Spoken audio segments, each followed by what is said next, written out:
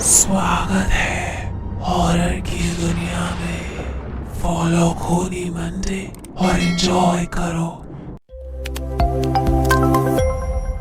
जबलपुर नाम के एक शहर में राजा मोहन सिंह का राज हुआ करता था। वो हमेशा अपनी प्रजा के हित में कार्य किया करते थे। वहाँ की प्रजा बहुत खुश रहती थी।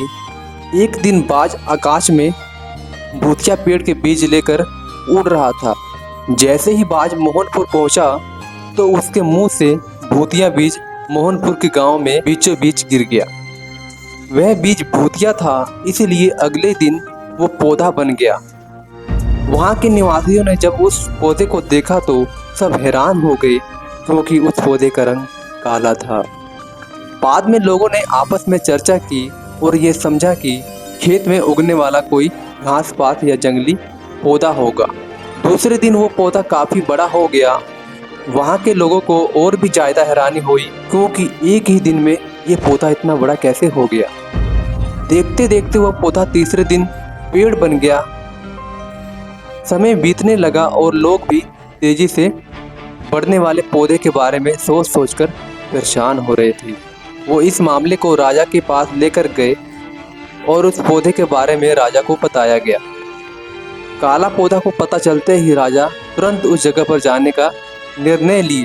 हेलो गाइस, आज हम एक ऐसी वेबसाइट के बारे में बताने वाले हैं जहां आप अपने ज्ञान का उपयोग करके बहुत सारा पैसा कमा सकते हो।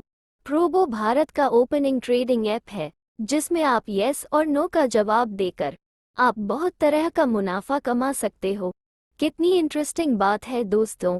इस वेबसाइट का नाम है प्रोबो। इस वेबसाइट में आप बहुत तरह का गेम खेल सकते हैं, जैसे cricket, YouTube, finance, weather, crypto, news. इस तरह का गेम बहुत है।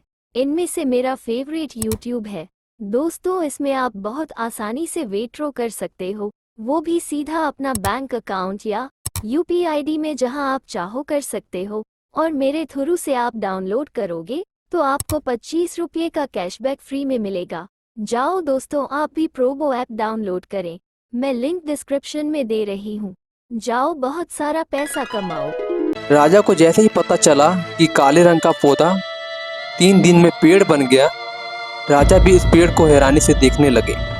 उस गांव का राजा पेड़ के पास चौथे दिन पहुंचे थे और तब तक पेड़ और बड़ा हो चुका था। वो इतनी तेजी से फैल रहा था कि किसी को यकीन ही नहीं हो रहा था। राजा को समझ में आने लगा, इसमें जरूर कुछ जादू टोना होगा। इसी सोच के साथ राजा ने घोषणा कर दी, जो भी इस पेड़ को खत्म करेगा उसे इनाम के तौर पर 1000 सोने के सिक्के देंगे, और पेड़ को खत्म करने वाले व्यक्ति मेरी मृत्यु के बाद मेरी राजगद्दी पाने का हकदार भी बनेगा। इतनी बड़ी घोषणा सुनने के बाद हर कोई पेड़ खत्म करने के लिए अपना दिमाग लगाने लगा। राजा के चारों मंत्री ने भी तरकीब लगाई, लेकिन पेड़ को कोई भी नष्ट नहीं कर पाया। किसी ने पेड़ के आसपास आग लगाई, लेकिन पेड़ को कुछ भी नहीं हुआ। अब लोगों के मन में डर बैठ गया और उन्हें लगा कि पक्का ये ऐसा वैसा नहीं बल्कि भूतिया पेड़ है। तभी उस गांव के एक समझदार व्यक्ति को राजा की घोषणा का पता लगा। बिलवा को जानकारी मिलते ही वह अपने गुरु के पास भूतिया पेड़ से जुड़े रहस्य को जानने के लिए पहुंच गया। गुरु जी ने अपनी ध्यान की शक्ति को एकत्रित करके देखा और उससे पूछा, क्या तुम पेड़ को खत्म करना चाहते हो? बिलवा ने जवाब दिया, हाँ गुरुजी, सब गांव के लोग उससे परेशान हैं। गुरु जी ने बताया कि उसे खत्म करने का एक ही तरीका है। इसके लिए तुम्हें उस पेड़ के आसपास नमक डालना होगा। इस तरकीब के बारे में जानते ही बिलवा तेजी से राजा के पास गया और कहा, इस पेड़ के आसपास आपको नमक डलवाना होगा। ऐसा करने पे ही ये पेड़ खत्म होगा। राजा ने अपने सैनिक को ठीक ऐसा ही करने को कहा। सैनिकों ने मिलकर पेड़ के चारों ओर बहुत सारा नमक डाल दिया।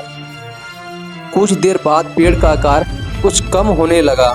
कम होते होते अगले दिन तक पेड़ एकदम से छोटा हो गया। उसके बाद गलकर वो भूतिया पेड़ गायब हो गया। उस व्यक्ति की तरकीब काम कर गई और राजा ने खुश होकर उसे इनाम की 1000 सोने के सिक्के दिए। उसके बाद घोषणा किए। मेरे मरने के बाद बिलवा राजगद्दी को संभालेगा।